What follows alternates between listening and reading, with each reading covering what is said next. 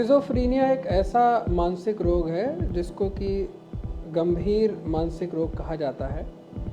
ये एक ऐसी बीमारी है जिसमें मरीज कई अलग अलग तरीके के लक्षणों से प्रभावित होता है। सबसे प्रमुख लक्षण ये होते हैं कि अक्सर मरीज इसमें सशंकित होने लग जाता है कि उसके आसपास के लोग उसके बारे में बुरा सोच रहे हैं, उसका पर खतरा करने की कोशिश कर रहे हैं, साजिश कर रहे हैं व्यक्ति के खिलाफ या उसकी जान लेने की कोशिश कर रहे हैं।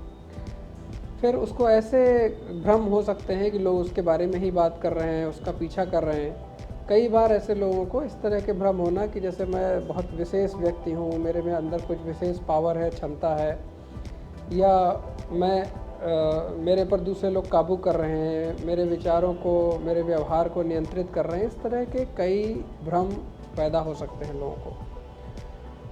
इस बीमारी में बहुत सारे लोगों को ऐसे अनुभव भी होते हैं जो कि सामान्य लोगों को नहीं हो रहे होते। जैसे उन्हें कुछ ऐसी आवाज़ें सुनाई पड़ सकती हैं जो अन्य लोगों को नहीं सुनाई पड़ती।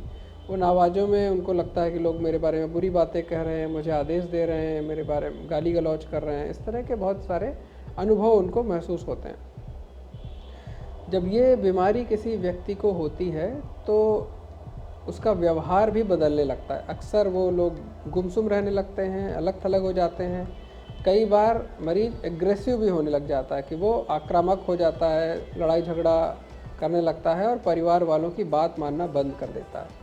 बीमारी बढ़ने के साथ में उसका अन्य लोगों के साथ में मिलना जुलना और कम होता जाता है, कामकाज करने में रुचि ख़त्म हो जाती है, नींद और भूख में भी दिक्कतें पैदा होने लग जाती हैं और अक्सर व्यक्ति बहुत ही अलग तरीके की ज़िंदगी जीने लगता है इन कंपैरिजन टू कि वो जैसे बीमारी के पहले रह रहा था।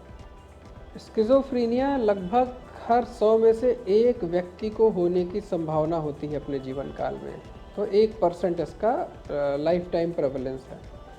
ये पुरुषों और महिलाओं में लगभग बराबर होने वाली बीमारी है। सबसे ज़्यादा कॉमन उम्र जब स्किज़ोफ्रीनिया की शुरुआत होती है वो लगभग 15 से 25 वर्ष की आयु के बीच में है। तो नवयुवावस्था में ही सबसे ज़्यादा इस बीमारी की शुरुआत होने की संभावना होती है। लेकिन चूँकि ज़्यादातर लोगों में ये बीमारी एक लंबे समय तक रह सकती है, इसलिए काफ़ी जीवन का समय ये मनुष्य जिसको होती है उसका प्रभावित कर सकती है। बीमारी अगर लंबे समय तक बनी रहती है तो विचारों, व्यवहार के अलावा व्यक्ति के कामकाज करने पर, दूसरे लोगों से रिश्ता बनाने पर और कई तरीके से व्यक्ति को प्रभावित करती है। स्किज़ोफ्रीनिया के इलाज के संबंध में देखिए, समझने की ज़रूरत ये है कि सबसे पहले तो इलाज जल्दी से जल्दी शुरू होना चाहिए। कई बार हमारे देश में लोग इस बीमारी को मानसिक बीमारी के तौर पर नहीं समझते। उनको ये भ्रम होने लगता है कि ये बीमारी किसी भूत प्रेत की वजह से हो रही है, किसी ने जादू टोना कर दिया है, कोई ऊपरी शक्ति व्यक्ति पर सवार हो गई है। क्योंकि इस बीमारी के लक्षण ऐसे होते हैं कि व्यक्ति कहता है कि मुझे भूत दिख रहे हैं, प्रेत दिख रहे हैं, दूसरे लोग मुझे परेशान कर रहे हैं। लेकिन समझने की ये बात है कि ये वास्तव में किसी ऐसी शक्ति की वजह से नहीं हो रही है। बीमारी ब्रेन में हो रहे रासायनिक परिवर्तनों की वजह से हो रही है और बहुत सारे जो ब्रेन के सिस्टम हैं वो ठीक ढंग से कार्य नहीं कर पा रहे, जिसकी वजह से बीमारी पैदा हो रही है।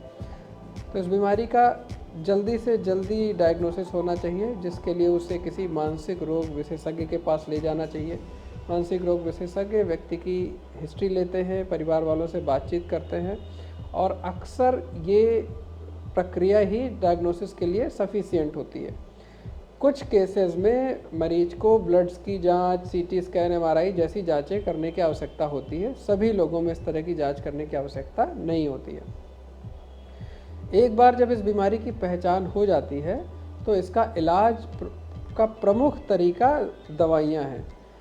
दवाइयों से जो ब्रेन के अंदर गड़बड़ियाँ हैं उनको बेहतर किया जाता है, जिससे धीरे धीरे व्यक्ति को जो अनुभव हो रहे हैं वो कम होने लग जाते हैं और व्यवहार में सुधार आने लग जाता है। दवाइयों के साथ में कई बार कुछ और ऐसी तकनीकों का इस्तेमाल किया जाता है जो कि व्यक्ति को लाभ पहुंचा सकती हैं। जैसे कुछ रोगों में ब्रेन को स्टिमुलेट करने के लिए चुंबकीय तकनीक का प्रयोग करते हैं। कुछ लोगों में कुछ इलेक्ट्रिकल स्टिमुलेशन से रिलेटेड टेक्निक जैसे TDCS है या ECT है, इस तरह की तकनीकों का भी इस्तेमाल किया जाता है। जब मरीज के एक्यूट सिम्टम बेहतर हो जाते हैं तो व्यक्ति की और उसके परिवार वालों की काउंसलिंग और सहयोग भी आवश्यक होता है व्यक्ति का दोबारा सामान्य जीवन जीने के लिए, ताकि व्यक्ति अपनी बीमारी के अनुभव से बाहर निकल पाए, वो दोबारा समाज में फिर से अपनी भूमिका स्टार्ट कर पाए, पढ़ाई लिखाई दोबारा शुरू कर पाए, काम काज शुरू कर पाए। इन सब चीज़ों के लिए व्यक्ति को थोड़ा काउंसलिंग, साइकोलॉजिकल सपोर्ट काफ़ी मददगार साबित होता है। दवाइयों को नियमित रूप से देते रहना बहुत महत्वपूर्ण होता है। कई बार लोग जो है सही जानकारी के अभाव में या फिर किसी ऐसे व्यक्ति जो उसका जानकार नहीं है उसके कहने पर दवाइयाँ बंद कर देते हैं, जिससे कि बीमारी गंभीर हो जाती है और परिस्थितियाँ और ज़्यादा मुश्किल हो जाती हैं।